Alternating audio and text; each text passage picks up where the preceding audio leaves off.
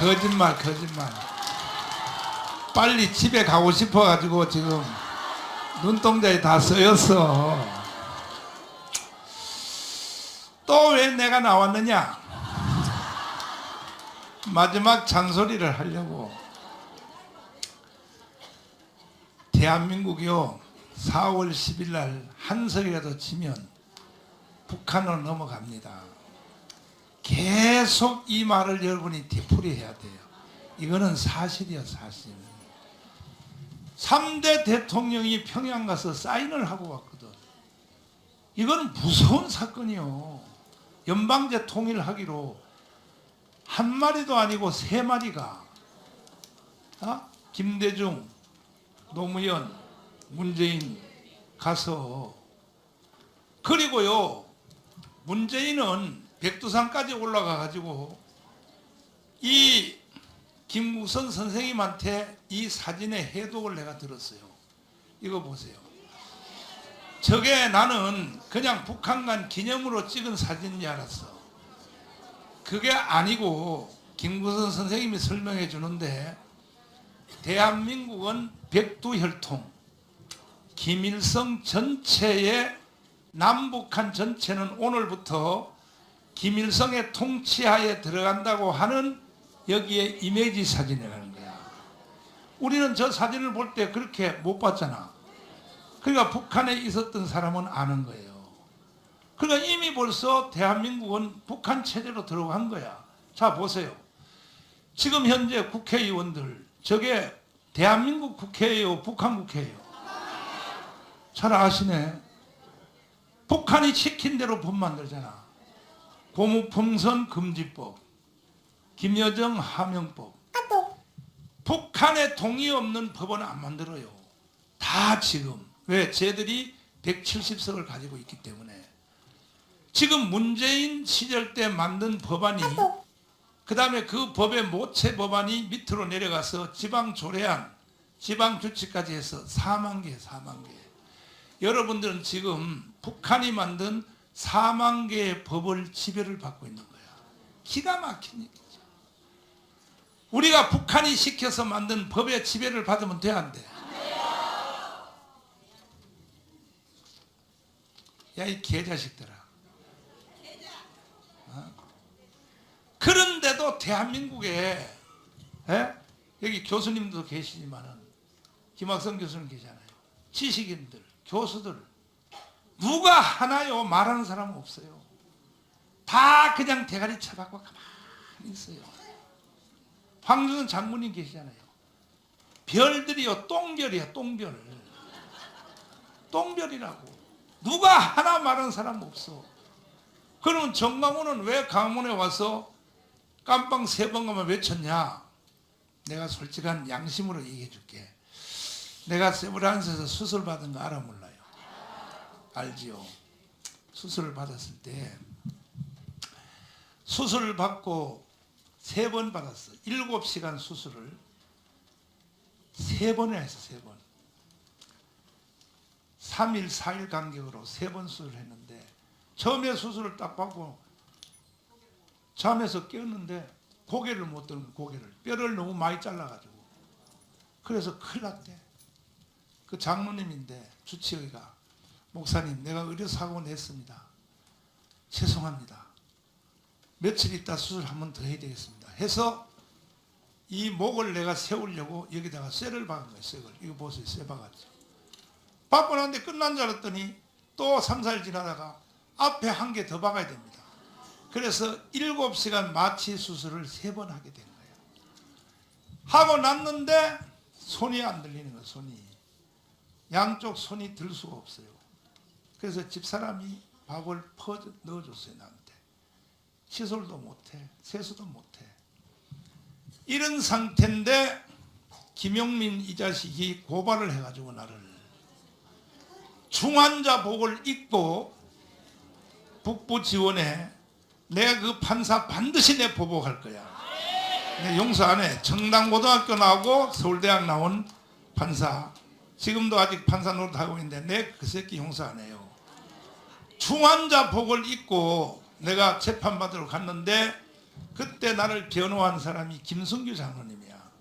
김성규 장로님 이렇게 말한 거야. 이거는 별 사건이 아니니까 끽해봤자 벌금 몇 푼 내고 하니까 법정에 갔다가 오기만 하면 된대. 그럼 나는 시킨 대로, 변호사가 시킨 대로, 고현일 변호사가 시킨 대로 그 법정에 갔어. 갔더니요, 이 판사 이 자식이 뭐라 그러냐 하면요, 하이 참 기가 막혀. 날 보고 이래. 빈듯이, 의자도 똑바로 안 앉아. 빈듯이 이렇게 하면서 이래. 요즘 목사들은 거짓말을 너무 잘해. 그러면서 이러는 거야. 법정 구속. 그랬더니 바로 뒤에 있는 교도관들이 와서 수갑을 나를 딱 채웠어. 중환자 복을 입고 있는데. 그래서 내가 1차 구속이 된 거예요. 중환자 복을 입고 있는데. 그때는 내가 마약 주사를 하루에 3번씩 맞아야 돼요. 뼈를 잘라내기 때문에 마약 주사를 안 맞으면요, 살 수가 없어. 이 마약 주사 한번 딱 맞으면 효과가 한 3시간 4시간 가요. 가면은 내가 벌써 기운이 떨어진 걸 내가 알아. 아마 막 통증이 막 오면 내가 막 그래요. 한나가 날 그때 간호사, 한나야 빨리 언니 불러와. 간호사 언니 불러와. 그래 언니가 왔어. 목사님 왜 그랬어요? 내가 살 수가 없어. 빨리 마약 주사 하나 더 놓으라고. 이래가지고 마약 주사를 놨는 상태인데 세상에 법정 구속이 되었으니, 그것도 중환자실에 있는 옷을 입고 보정이 됐으니, 구치소에서는 마약 주사 있어 없어요? 없어요. 없으니까 우리 한나가 세브란스 병원에 가서 먹는 마약 주사를 처방을 받아서 이제 병원에다 넣어줬어요. 넣어줬는데, 그래서 내가 이제 딱 들어가니까 제일 먼저 들어온 깜빵장이 있어요. 깜빵장이 지금 내가 감옥에서 낳은 아들 오네시모야. 지금도 우리 교회 다녀. 청교도 신학교까지 졸업했어요. 그래서 걔가 처음에는요, 딱 깜빵장이니까 옛날에 같으면 신고해야 돼요. 나이와 관계없어. 제일 먼저 들어간 놈한테 격려를 딱 하고 신고식을 해야 되는데 요즘은 그거는 못하도록 해놨어. 그런데 내가 목사란 말을 딱 듣고 이렇게 말하는 거야. 나를 보고 하는 말이래. 여기서 예수 얘기를 하는 놈이나 전도를 하는 놈은 절대 내가 용서하지 않는다. 딱 이렇게 말을 하는 거야. 그래서 내가 날 보고 하는 소리지. 그래서 내가 손도 안 들리지, 밥도 못 먹지, 목욕도 못 하지. 그런 상태에서 그 방에 이제 들어갔는데 걔가, 내가 그랬어. 형제님, 그랬더니 왜 불러? 이래 나한테 반말로. 형제님, 그러니까 왜 불러? 이래. 그래서 형제님은 어떻게 하시다 여기 들어오셨어요? 그랬더니 묻지 마.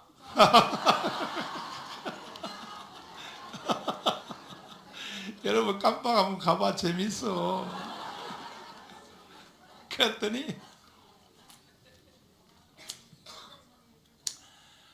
형제님이 여기 들어와 있으면 옥바라지는 누가 하는 거야? 그랬더니 누나가 한대. 그러면 한 달에 돈 얼마 넣어주냐? 30만 원 넣어준대. 30만 원 가지고는 어려울 것 같은데 죄송하지만 내가 좀 도와주면 안 되겠습니까? 사정적으로 물었어. 그랬더니 이래 볼통하더니 도와주면 좋죠. 그래서 계좌번호를 달라 그랬더니 주더라고. 그래서 우리 변호사한테, 고현일 변호사한테 계좌번호를 주면서 우리 교회에서 거기는 제일 많이 붙이는 마지막 돈이 300만 원이야. 300만 원 이상은 안 받아요. 그래서 내가 200만 원을 붙이라고 우리 교회한테 연락을 해서 200만 원이 딱 들어오면 바로 스피커폰으로 들어와요.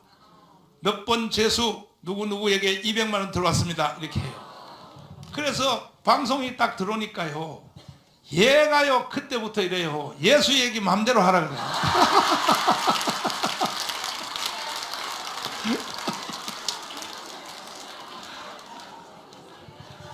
그뿐 아니고 주일날이 됐는데 깜빵에서 예배 보자는 거야. 걔가 예배를 보자고. 참 돈 200만 원이 그렇게 위력이 있는 거야. 그래가지고 주일마다 이제 내가 설교를 하고 예배를 보는데 얘가 전체 내 목욕 다 시켜주고 밥을 다 떠넣어주고 그리고 칫솔도 다 시켜주고 목욕도 다 시켜줬어요. 걔가. 그래서 내가 뭐 거기는 할 일이 없으니까 계속 뭐 성경 얘기 이거밖에 할 거 없으니까 했는데 나중에 하는 말이 뭐냐면 자기 엄마가 권사라는 거야. 권사인데 자기가 마약하다가 잡혀서 왔다는 거예요. 마약하다 잡혀왔는데 자기가 마약하다가 잡혔을 때에 자기를 수사했던 경찰서장이 이 형제의 애인을 뺏어갔다는 거야. 경찰이. 그래서 그 경찰하고 붙어 산다는 거야. 자기 마누라가. 그래서 나가면 바로 칼 가지고 배대지를 찔러서 그래서 그 경찰서장님 누군지 나한테 감사하세요. 내가 그래서 계속 설교하면서 하나님이 더 좋은 자매님 주려고 마누라 뺏어갔으니까 해서 걔를 변화시켜 가지고 지금 현재 우리 교회를 다녀요. 우리 교회를 다니는데 그러니까 그런 심각한 상태에서 내가 이제 김성규 변호사님이 정말로 애를 많이 썼어요. 김성규 장로님이요 법무부 장관까지 한 사람이 하루도 안 빠지고 면회를 왔어요. 하루도 안 빠지고.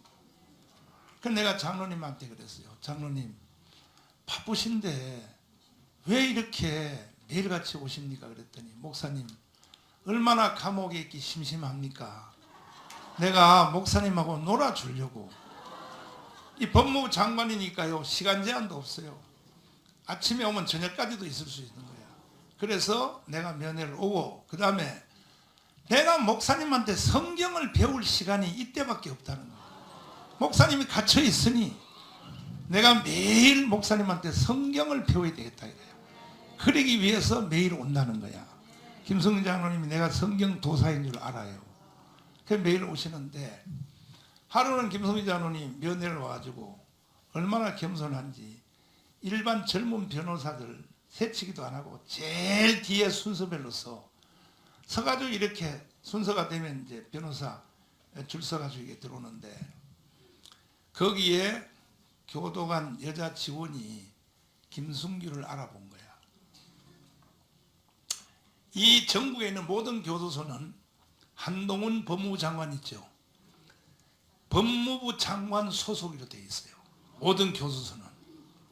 그래서 법무부 장관이 딱 된 뒤에 임명을 받고 내가 법무부 장관이 됐다는 것을 몸에 실제로 체험하는 것은 교도소를 가봐야 이제 실감이 나는 거예요. 전체 교도 직원이 일동 기립 법무부 장관께 경례! 그래야 내가 진짜 장관이 됐구나. 그렇게 기분을 느낀다는 거야. 그런데 김성준 장로님 줄을 서서 오니까 여자 직원이 알아본 거야. 그래서 보고했어. 그 소장님한테. 여기에 법무부 장관님 김성규 장관이 지금 면회를 왔는데 일반 변호사들 줄 서서 제일 뒤에 서 있다. 그러니까 난리가 난 거야. 빨리 모시고 교도소장실로 데리고 오라고. 그래서 그 여자 직원이 소장님이 모시고 오랍니다. 걔 갔더니 그 소장이 김승규 장로님이 법무부 장관 할 때 키웠던 사람이야. 참 하나님이 말이야. 참 하나님. 여러분은 무슨 일을 만나든지 걱정하지 마세요. 주님이 다 예비시켜 놓은 거예요. 그래가지고 교도소장실로 정가운 죄수 데려오라는 거야. 그래서 내가 면회를 교도소장실에서 면회를 하게 된 거야. 그래서 장관님 어떻게 됐습니까? 목사님 때문에 왔습니다. 그러면 이 방에서 둘이 하실 말씀 다 하시고 이렇게 편리를 봐주는 거야. 자, 이런 상태인데 얼마나 참 사람이 중요한지요. 내가 마약 주사를 이렇게 맞아야 되는데 이게 주사를 교도관에는 없어요. 교도실에 없으니까 외부 병원에 진료를 받도록 이 소장님이 거기는 대통령이야. 소장님 마음대로요. 외부 진료 병원에 치료를 받도록 허가증을 내주는 거야. 이야.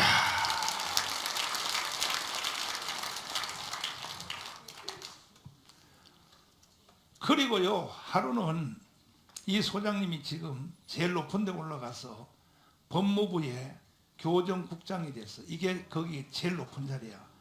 지금 이제 12월 달에 만기 제대야.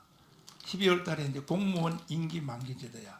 한동훈 법무장관을 그 수행하고 다녔던 사람이야.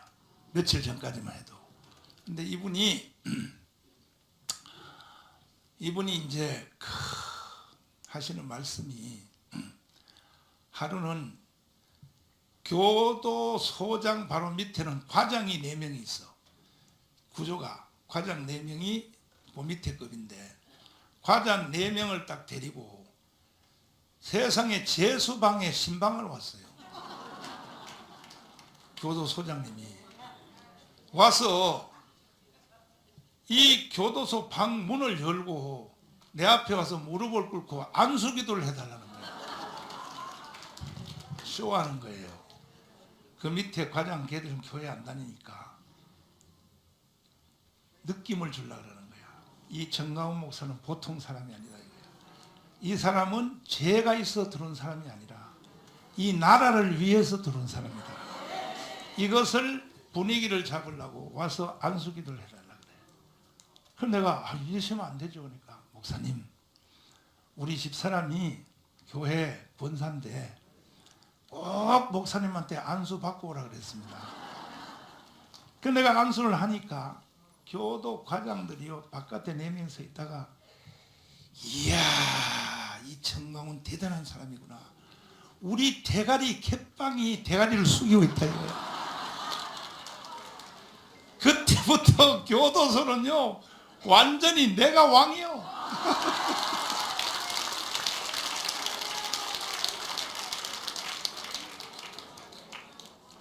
깜빵 한번 갈래?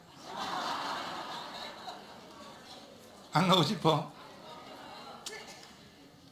그런 찰나에서 김승리 장로님이 변론을 잘해가지고 내가 집행유예로 풀려났어요. 집행유예로 6개월 징역 1년 집행유예로 내가 처음에 풀려났어요. 풀려났는데도 몸이 아직도 말을 안 들어. 이게 손이 제대로 안 올라가. 밥도 제대로 못 먹어. 그런 찰나에 내가 생각을 딱 해보는데 내가 한 달 이상은 살 가능성이 있구나. 한 달 안에 죽을 것 같아. 사람이 죽음이 가까이 올 때 용기가 나요. 어차피 한 달 안에 죽을 거. 내가 청교도 목사님들한테 마지막 성경 강해를 마무리 짓고 죽어야겠다. 그래서 여름철에 질천수양관에 청교도 목사님들 다 모였어. 그 800명, 한 1000명 모였어요. 모였는데 내가 손이 안 올라가니까 이용석 목사님 있죠. 준비 찬송하는 이용석 목사님을 위로 올라오라 그래가지고 내가 말하는 대로 칠판에 쓰라 그랬어. 나는 손이 못 올라가니까 말하는 대로 쓰라 그랬어. 그때 청교도 목사님들이 눈물바다가 됐어요. 왜? 내가 이 하나님 말씀과 청교도 목사님들에 대한 열정과 저렇게 손도 안 올라가면서 마지막 강의를 하려고 하는 그 느낌을 받으니까 다 통곡의 바다가 됐어요. 눈물 바다가 됐다고. 그래서 나는 그것 집회 이제 마지막 하고 나는 이제 죽음을 기다리려고 그러는데 이게 몸이 점점 좋아지는 거야.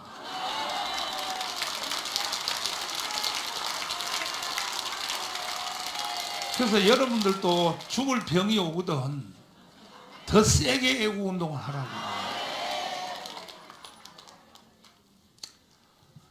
그래도 아직도 몸이 뭐 손도 제대로 안 들리는 상태에서 드디어 이제 조영기 목사님이 전화가 온 거예요. 나한테 와서 정강훈 목사 나한테 한번 오라고.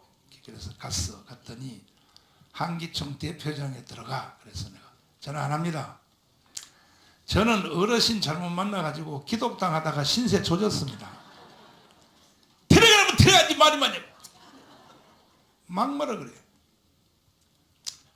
정강훈 목사가 한기총 대표장을 들어가서 그 옷을 입고 애국운동을 해야 나라가 산다는 거야.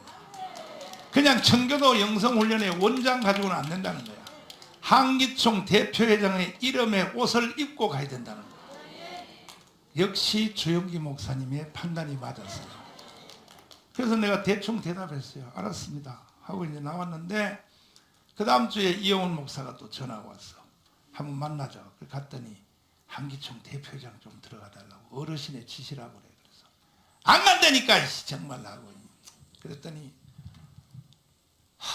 나는 어르신들이 나한테 맡긴 기독당 요거 하나만 나는 충실히 할 거야.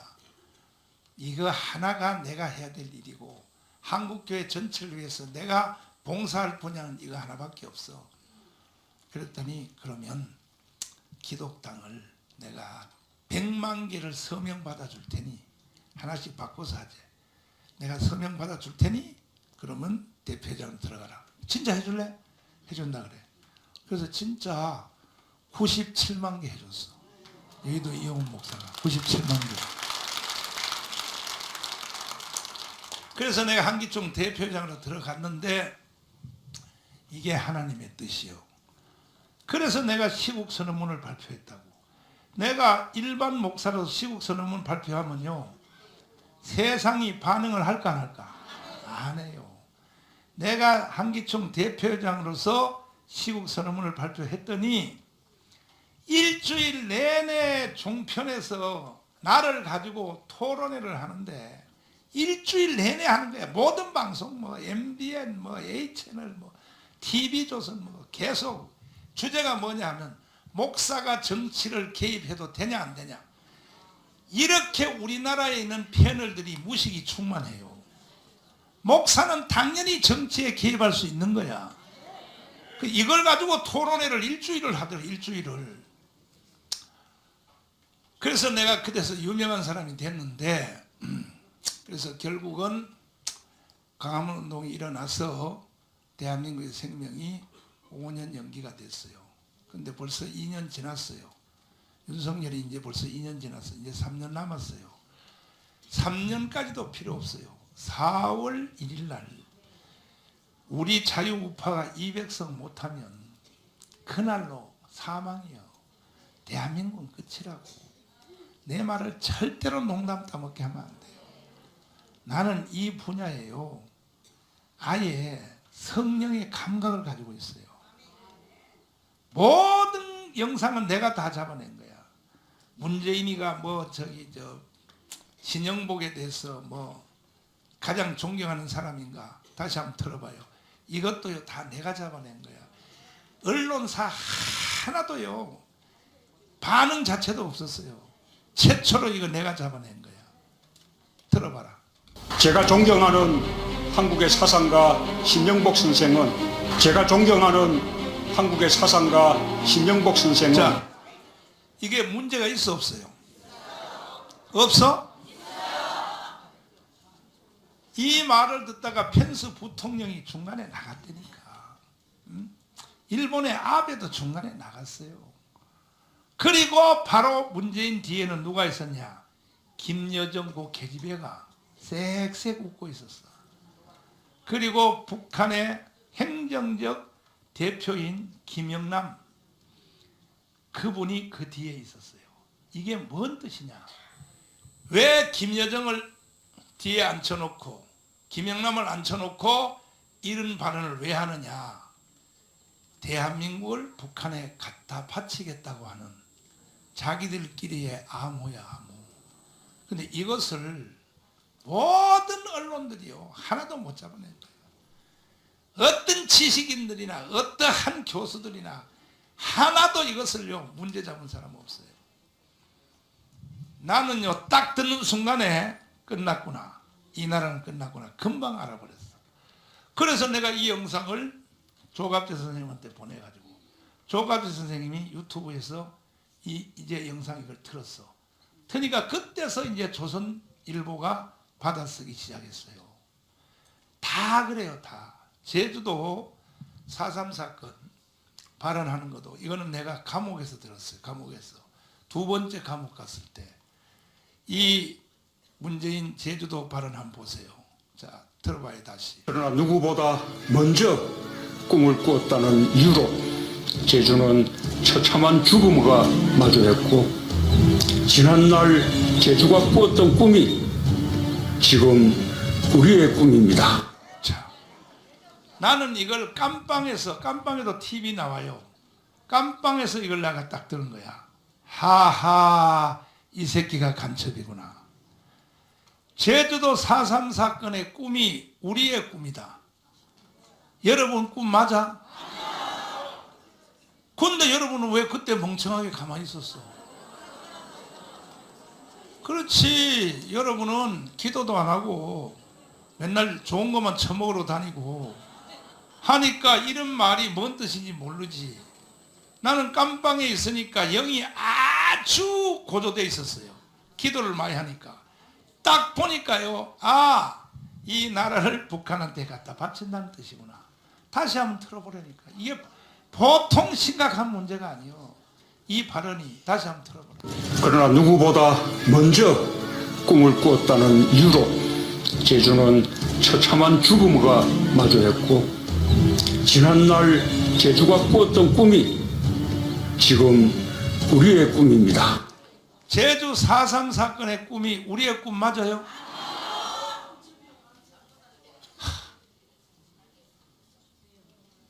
기가 막힐 일이야. 그래도 그 누가 하나 반응하는 사람이 없는 거예요. 지식인들, 우리나라의 수십만의 교수들요, 아이고. 목사들요, 30만 목사들, 아이고. 4대 교회요. 살았다는 이름은 가져 실상은 죽은 자. 이런 말을 못 알아들어. 이런 말을. 내가 이걸 깜빵에서 이 영상을 보는 순간에 내가 깜빵에 담을 넘으려고 나와서 내 문재인을 찔러 죽이려고, 그래서 깜빵에 담을 넘으려고 내가 하니까 교도소장님이 목사님 넘지도 못하고 그거 넘기 시작하면은 영원히 못 나갑니다. 목사님 빨리 재판이나 제대로 받아서 나가야 죽이든지 찌르든지 하지. 소장님이 말려가지고 내가 깜빵 담을 넘는 거를 내가 포기를 했어. 내 이 분노가요, 하나님의 분노가 나한테 딱 임해버렸어. 이 새끼 내 반드시 죽인다 이 자식. 뭐라고? 4.3 사건에 뭐? 남로당 이덕구 김단삼의 꿈이 우리의 꿈이라고? 김하성 교수님 나와 다시. 없어? 나와봐요. 그런데 최초로 반응한 사람이 누구냐? 김학성이야. 김학성이가 최초로 반응했어. 그때 이제 대학 원장을 마치고 집에서 노는데 4.3 사건 이렇게 하니까 이거를 저 새끼 좀 미쳤다 이거야. 문재인이가. 그래가지고 나한테 좀 도와달라고, 4.3 사건의 진실을 밝혀야 되는데 도와달라고 날 처음에 찾아온 거예요. 처음에 찾아왔다고. 그래서 김학성을 일반 교수로 보면 안 돼요. 아멘. 여러분은 뭐 했어 그때? 칼 들고 청와대에 찔러 가야 될 거 아니야. 왜 안 갔냐고 도대체가. 응? 진작 가르쳐줘? 그래가지고 교수님이 찾아와서 뭐냐면 제주도 4.3 사건의 진실을 국민들에게 알려야 되겠다 이거야. 그래서 조중동에 광고를 내야 되는데 자기는 돈이 없어 광고를 못 내니 날 보고 광고비 좀 도와달라고. 그래서 내가 광고비를 도와줬어. 그래서 조중동의 신문 기사가 이렇게 났어요. 보세요. 이거 보세요. 이거 보라고. 문 대통령의 제주 4.3 추모사는 헌법 위반이다.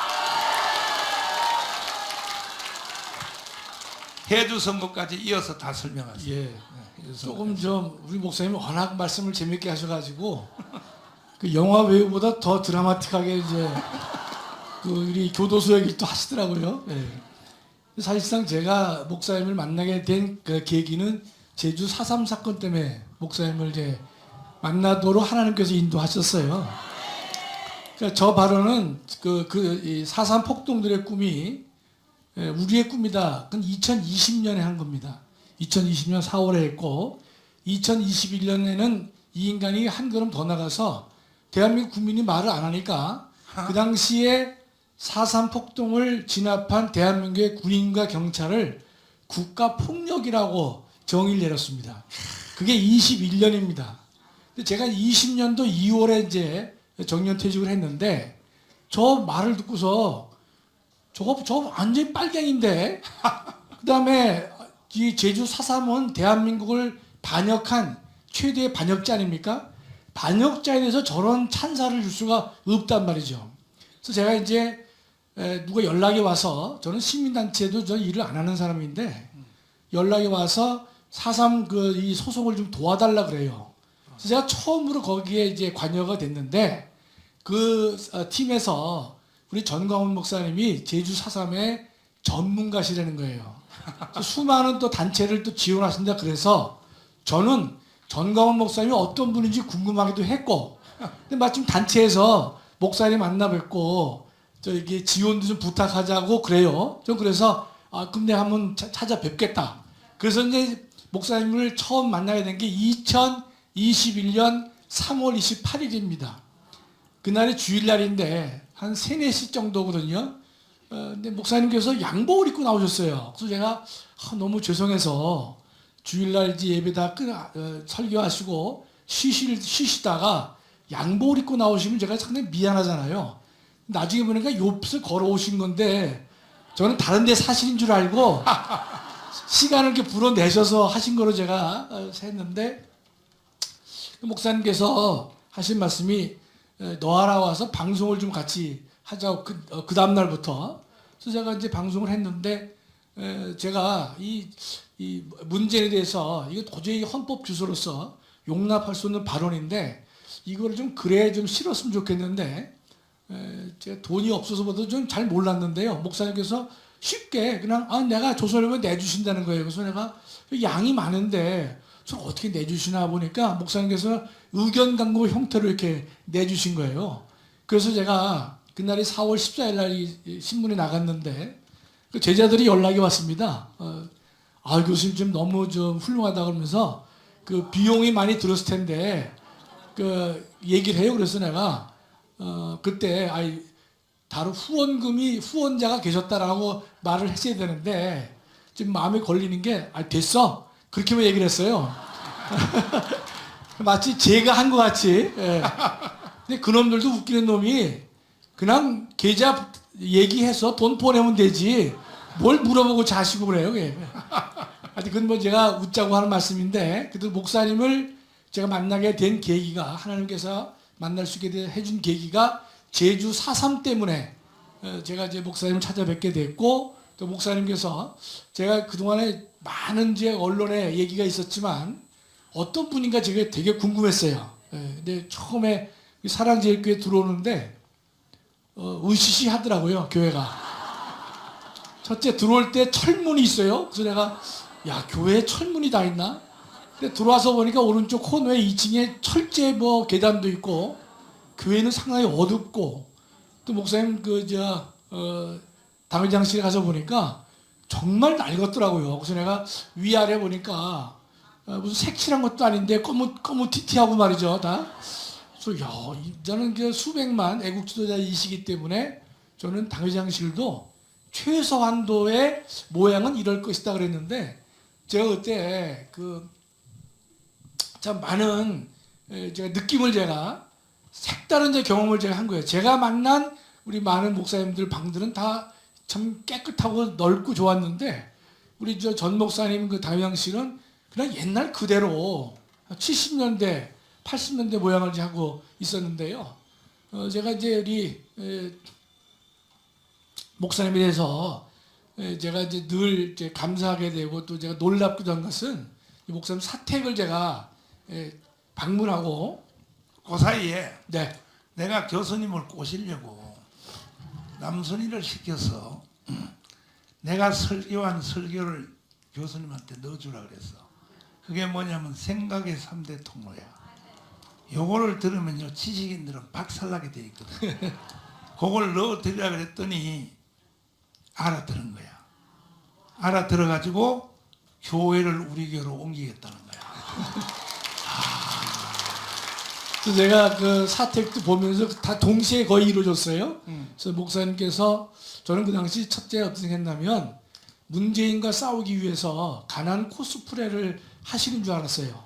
의심을 제가 많이 하잖아요, 그렇죠? 근데 목사님 설교를 쭉 제가 들으면서 은혜를 많이 받게 되는 것이고, 결혼 초부터의 그 쭉 스토리를 보니까요, 우리 목사님이 그냥 처음부터 그때까지 또 지금까지도 일관되게 우리 이 재물과 주님을 함께 섬길 수 없다고 그랬는데, 그 싸움에서 정말로 승리하신 또 그런 훌륭한 목사님이시더라고요. 근데 이제 우리 목사님께서 그 다음에 또 이런 말씀을 개인적으로 하게 됐는데요. 목사님 사택이 너무 누추하다고 제가 좀 말씀드리니까 하신 말씀이, 이것도 호텔이라 그러세요. 그래서 내가 이게 무슨 뜻인가? 이게 뭔가 하면, 지금 이제 목사님 우리 식사하시는 교회 식당이 조그만 거 있지 않습니까? 그 뒤에가 골방 같은 게 있는데, 거기서 오래 사셨다는 거예요. 거기서 사시다가 지금 사택으로 옮기셨다고 그러면서 목사님께서 지금 사는데도 옛날에 비하면 호텔이다 이렇게 말씀을 이제 하세요. 그래서 우리 전광훈 목사님은 정말 이 대한민국 전체가 우리 목사님을 갖다가 공격하고, 아무런 조건도 없이, 이유 없이, 논거도 없이 이제 공격하고 하지만, 그래도 우리 목사님께서 수십 년 동안 수많은 대한민국의 정치권, 언론, 또 일반 이 국민들, 또 교계에 의해서 부정을 당하고 고통을 당했지만은, 목사님 지금도 건지하시잖아요. 그건 뭔가 하면 참이란 뜻이죠. 여러분, 성경이 2000년 동안 사탄에 의해서 공격받았지만 성경과 교회가 건지하잖아요. 목사님도 수십 년 동안 대한민국 전체에 의해서 공격을 당했지만 지금도 건지하신 이유는 목사님께서 참이기 때문에 그렇다, 이렇게 말씀을 드리겠습니다. 예. 4.3 사건을 무장폭동, 그걸 설명해. 예, 알겠습니다. 지금 다 아시잖아요. 근데 제주 4.3 폭동의 핵심은 대한민국을 부정한 사건이죠. 그렇죠? 북한의 인민민주주의로의 통일국가를 만들자라고 떠든 인간이 김달삼, 이덕구가 되는 것이고, 여러분 기록에 보면 나오는데, 이덕구가 대한민국을 상대로 선전포고를 한 사람입니다. 그 당시에 4.3 폭동자들은요, 문서를 통해서 남로당, 중앙당에 이 보고서를 내는데, 그 보고서를 보면요, 김일성 만세, 그다음에 북한의 인민민주주의 만세라고 하는 것을 문서에 써서 보고한 내용들이 지금도 회자되고 있는 것입니다. 쉽게 발견되는 것이에요. 그렇게 해서 대한민국을 부정한 인간들인데, 대한민국을 부정한 인간들에 대해서 그들의 꿈이 우리의 꿈이다, 이건 도저히 상식적으로 받아들일 수가 없는 것이죠. 50선거부터 설명해 줘. 예. 50선거. 그러니까 우리가 1948년 5월 10일 날 총선거를 하게 되는 게 47년도 11월 달에 유엔에서 대한민국에 선거를 하라고 얘기를 했거든요. 그래서 1월 달에 유엔의 감시단이 한국에 들어왔죠. 그래서 남한과 북한을 방문해서 선거를 치르려고 했는데 그 당시 북한은 소련과 함께 그 유엔의 임시 대표단들을 입경을 거부했습니다. 입경을 거부했다 그래가지고 이 남한에서 총선거를 한 게 아닙니다. 입경을 거부하니까 다시 그들이 유엔에다가 문의를 합니다. 맞죠. 유엔에 문의를 해가지고 유엔의 결의를 또 받는 것이에요. 그래서 유엔은 그렇다면 이 선거 가능한 지역에서 총선거를 치르라고 유엔이 다시 결의를 합니다.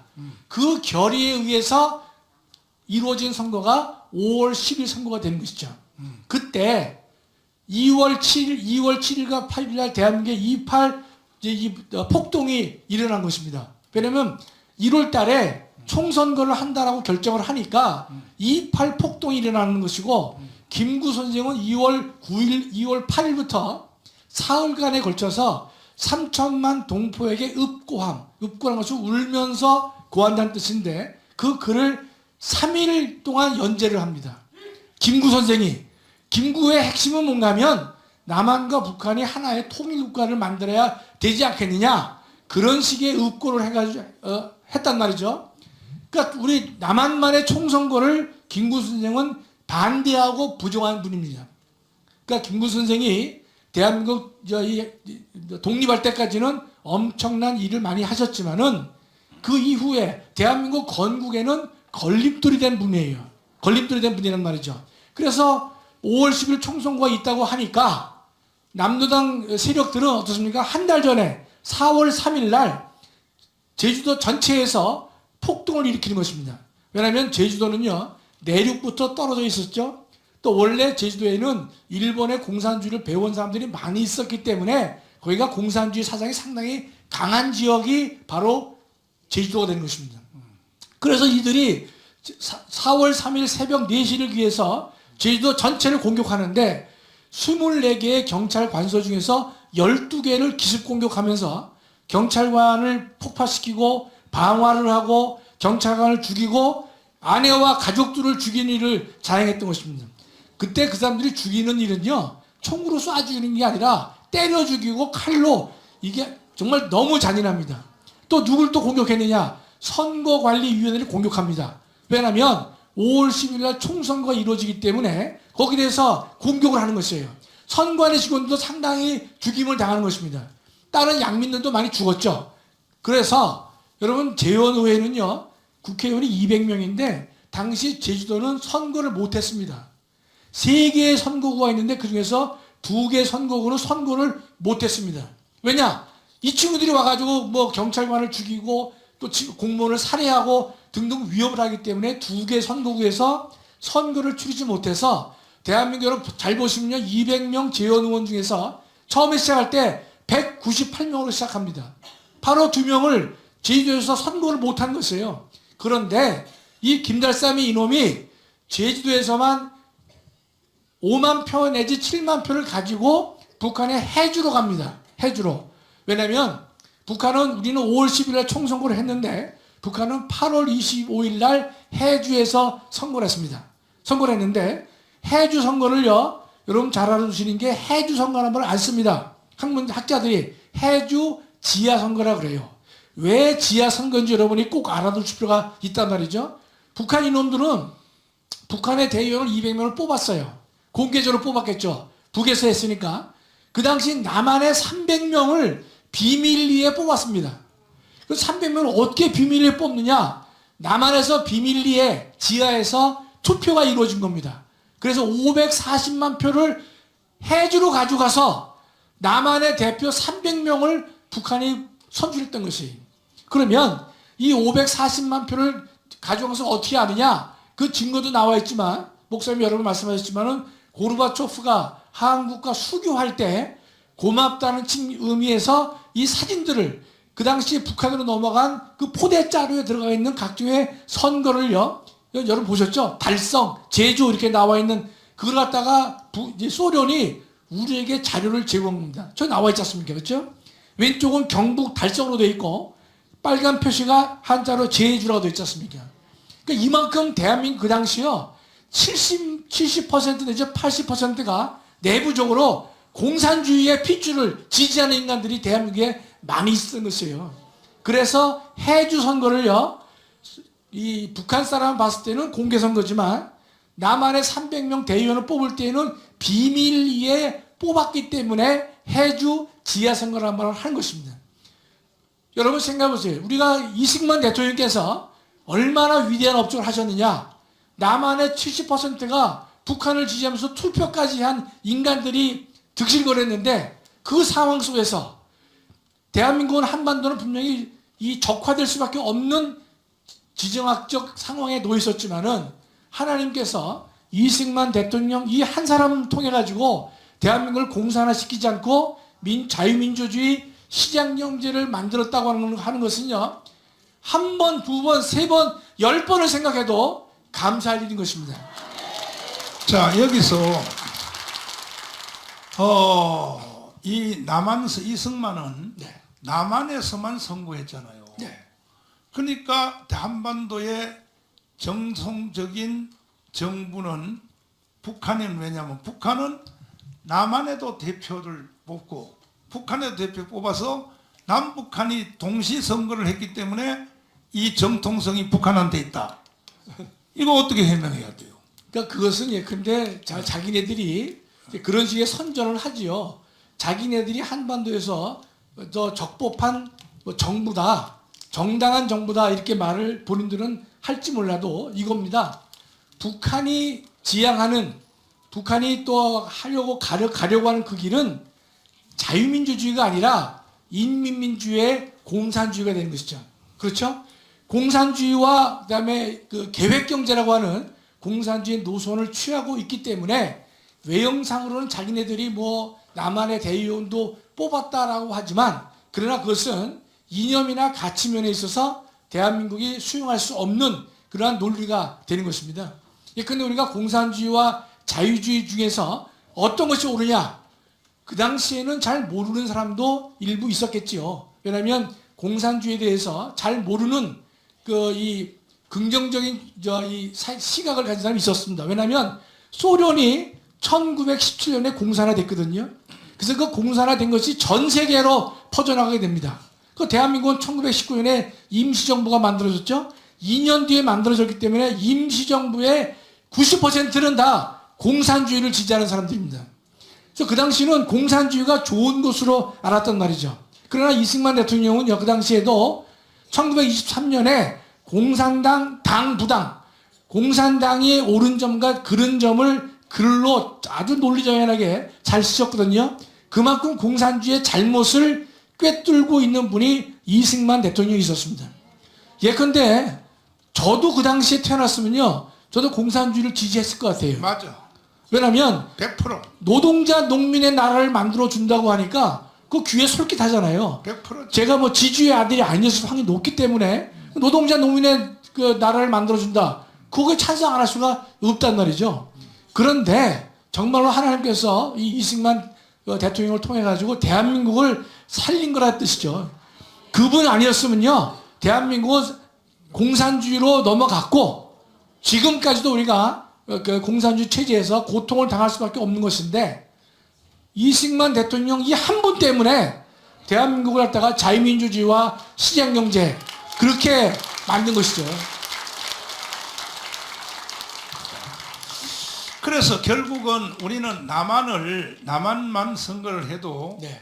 유엔이 인정을 했기 때문에 정통성은 우리한테 있는 거죠. 당연한 것이죠. 그죠? 그렇습니다. 북한은 남한에 있는 남로당까지 끌어들여서 비밀 투표를 했어도 네. 왜 정통성이 없느냐? 유엔의 동의를 못 받고 했죠. 그렇습니다. 예. 또 중요한 증거가 네. 있습니다. 뭐가 있냐면 세계적으로 많은 국가들이요, 북한을 국가로 인정 안 했습니다. 안 해. 대한민국만 국가로 인정한 것이에요. 왜냐하면 국가가 만들어지면요, 반드시 세계 이웃 나라들이 국가로 승인을 해줘야 됩니다. 그렇지. 그럼 지금도 전 세계에서 미승인 국가가 7개나 됩니다. 지금 피에로 팔레스타인 자치정부라고 하지 않습니까? 팔레스타인 자치정부가 아직 국가가 안 되고 있어요. 그러나 자치정부입니다. 미승인 국가가 전 세계에 7개나 되는데 당시에 대한민국은 유엔의 합법적인 결정에 의해서 대한민국이 만들어졌기 때문에 우리는 합법정부라는 말을 하는 것이고 저들은 승인되지 않은 국가가 되는 것이죠. 그래서 정확하게는 지금은 이제 북한을 뭐 국가다 아니다 얘기하지만 대한민국 헌법에 의한다면 북한은 국가가 아닙니다. 대한민국 영토를 강제 점거하고 있는 반국가 단체요 북한 괴뢰 집단이 되는 것입니다. 대만도 사실은 지금 국가가 아니잖아요. 아닙니다. 예? 예, 그렇습니다. 그때도 대만은 이승만 같은 사람이 없어가지고 예, 그렇습니다. 예. 결국은 장개석이가 밀려났죠. 모택동한테. 밀려난 예. 거죠. 그러니까 장개석이는 모택동한테 싸워서 져서 갔지만 우리의 이승만 대통령은 김일성과 싸워서 승리한 분이죠. 예. 정말 귀한 분 중이요. 귀한 분이죠. 예. 자, 박수하겠습니다. 왜 이렇게 길게 설명했느냐? 그 말은 뭐냐 하면은 김학성 교수님이 나를 찾아와서 제주 4.3 사건 이거 잘못됐다 이거야. 자기가 좀 할 테니까 도와달라 이거야. 딱 김학성 혼자서 감각을 잡은 거야. 그와 같이 돌아오는 4월 10일 날 선거를 놓고 아무도 지금 몰라요. 이 4월 10일 선거의 위험성을 교수들, 지식인들 아무도 모르고 있다고. 이게 마치 정상적인 선거가 될 줄 착각하는 거야. 나는요 감각의 천재예요. 4월 10일 날 한 석이라도 지면 끝나는 거예요. 대한민국은 그걸로 문 닫아야 되는 거예요. 그래서 여러분과 제가 이 자리에 모인 거야. 나라를 지키자고. 그러면 4월 10일 날 이겨야 돼, 져야 돼? 이겨도 예를 들어서 세 가지 있어요. 하나는 뭐냐? 155석이나 160석 정도 이기면 어떤 일이 생기느냐? 1960년대 초에 들어가요. 4.19에 일어나기 직전, 5.16 일어나기 직전으로 들어가요. 왜? 양당의 국회의원들이 대판 싸우다 보면 국회가 혼란 상태로 빠져요. 60년대 초로 돌아간다고. 만약에 한 석이라도 치면 바로 인민공화국으로 넘어가 버려요. 그 우리가 이길 수 있는 길은 뭐냐? 우리가 200석을 해야 돼. 200석을 해야 자유통일을 할 수 있어요. 방법은 딱 하나밖에 없어요. 199석까지도 안 돼. 200석을 해야 된다고. 몇 석을? 만약에 우리가 160석 정도로 이겼다고 쳐도 바로 국가는 혼란으로 들어가 버려요. 왜? 민노총, 정교조, 쟤들이 가만 안 있어요. 바로 가문 광장으로 뛰어나와서 4.19, 5.16의 전의 상태로 돌아가게 돼 있어요. 이 정도를 빨리 읽어내야 되는 거야. 그래서 나는 일찍부터 200석을 해야 자유통일을 할 수 있다는 거야. 아멘. 김학성 교수님 다시 나와봐요. 다시 나와봐요. 왜 200석만이 정답인가? 199석까지도 안 돼. 왜 200석만이 설명 한번 해줘봐요.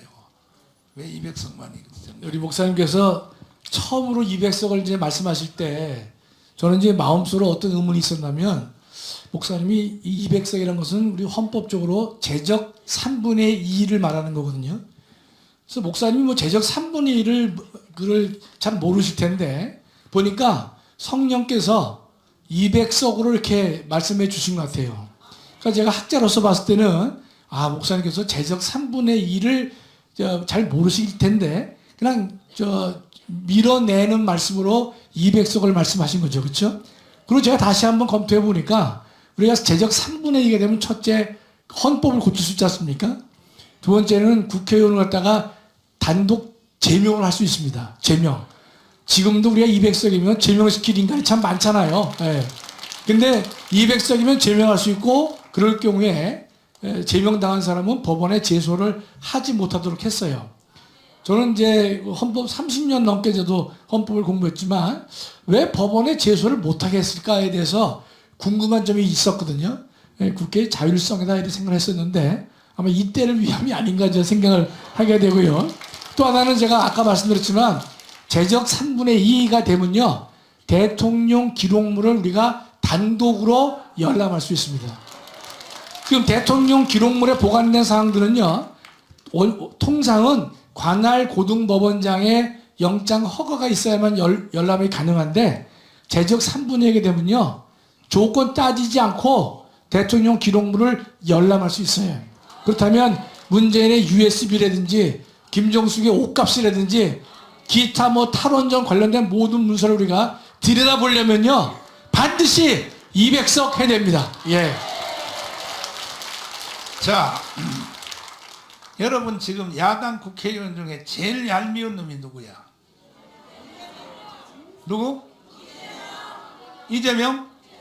이재명을 바로 국회의원이 다음에 당선돼도 바로 제명할 수 있어요. 아멘. 200석을 하면. 그 다음에 제일 얄미운 놈이 또 누구예요? 누가? 정청래.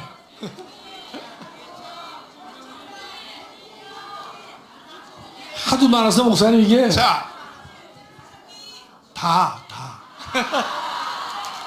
다를 국회의원에서 쫓아내도 걔들이 사법부에 재판을 신청할 수 있어 없어? 없어요. 그래서 200석이 땅의 하나님이야. 하늘의 하나님은 하늘에 계시고 이 대한민국의 하나님은 200석이야.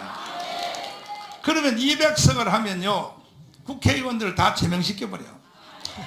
100명을 다 제명시켜버려. 그러면 200석을 하게 되면은 모든 법이 방명이만 치면 다 되는 거야. 동성애를 하면은 사형 집행을 한다. 땅땅땅. 이런 걸 놔두고 뭐 200석도 안 하면서 동성애 반대해야 된다. 뭐 해야 된다. 다 뻥이야. 본질을 봐야지, 본질을. 200석 하면 나머지는 다 해결돼. 그 다음에 저기 지금 개딸들 있죠. 북한 이주법. 한국에서 떠지 말고 북한 가서 살아. 국회에서 방명이 3번 딱 치면 바로 체포해가지고 강제로 개성공단으로 밀어넣어버리는 거야. 이게 200석의 위력이에요. 200석이. 이게 전지전능한 힘이 있다니까. 근데 나는 200석의 위력을 잘 알고 말한 게 아니에요. 그냥 실수로 그냥 입에서 뭐 말이 나와가지고 반드시 200석 해야 된다 그랬는데 알고 보니까 이게 성령이 밀어낸 말이에요. 아멘.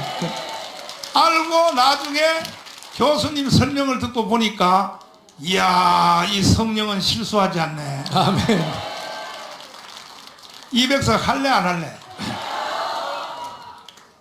내년 4월 10일 가서 한다고 떠들지 말고 몇몇 조직해야 돼? 1000만 조직. 1000만 조직 하는 게 그게 200석이라고. 할래 안 할래? 오늘은 강의를 여기까지 마치. 목사님 10초만요 목사님. 10초만. 뭐냐면 최근에 이 민주당 인간들이 200석 잠깐만 갖다 쓰잖아요. 최근에 조국이가 한 말이 있어요. 우리가 200석을 하자. 그래서 윤석열 대통령을 임기 내에 끌어내리자 그래요. 목사님 그 기억 들으셨어요? 아니 들을 정도가 아니라 조국이가 세상의 상표권을 도용했어. 내가 2년 전부터 200석 한다니 이 조국이 이 새끼가 자기들이 200석 해서 4월 11일 날 윤석열을 대통령에서 탄핵시키자 그래요. 쟤들이 200석 하면 가능성이 있어요. 근데 거기서 좀 보완하면요. 200석을 하게 되면 국회에서 탄핵소추 의결은 되지만 그것이 이제 헌법재판소로 갑니다. 그럼 탄핵이 안 되거든요. 근데 제가 볼 때는 제가 딱 들었을 때 제가 무슨 말을 하려고 하나 해서 다시 읽어보니까 이런 겁니다. 탄핵하려면 헌재 때문에 어려울 수 있으니까 200석이면 헌법을 고칠 수가 있거든요. 그래서 대통령이 현재 5년 단임인데 이걸 4년의 중임으로 바꾸고 현행 대통령의 임기를 끝내게 하는 것을 부칙에다 넣자는 거예요. 헌법 부칙에다. 이건 보통 상식적으로 이런 생각을 할 수 없거든요. 그래서 그놈이 도대체 무슨 서울법대 형법 교수인지 제가 이해가 안 되는데 우리 오은지 양 128조 좀 하면 128조?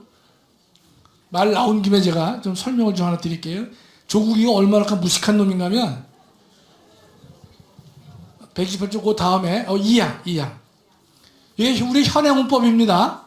대통령의 임기 연장 또는 중임 변경을 위한 헌법 개정은 헌법 개정 제안 당시에 대통령에 대해는 효력이 없다 그랬어요.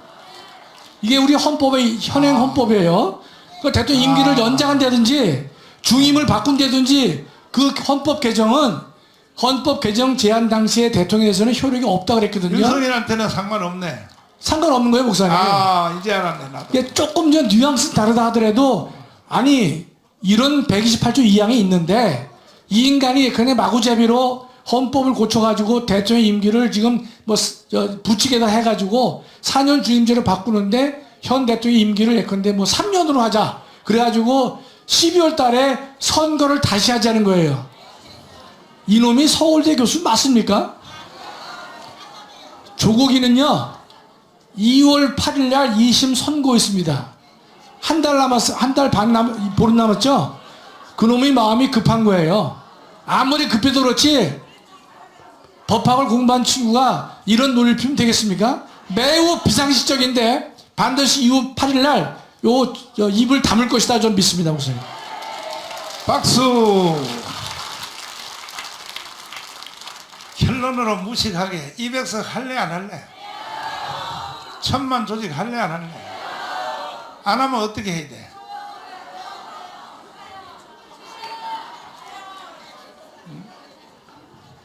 이래서 내가 위급하게 여러분을 달달 볶는 거야. 내일 평택으로 올래 안 올래? 결론 마지막.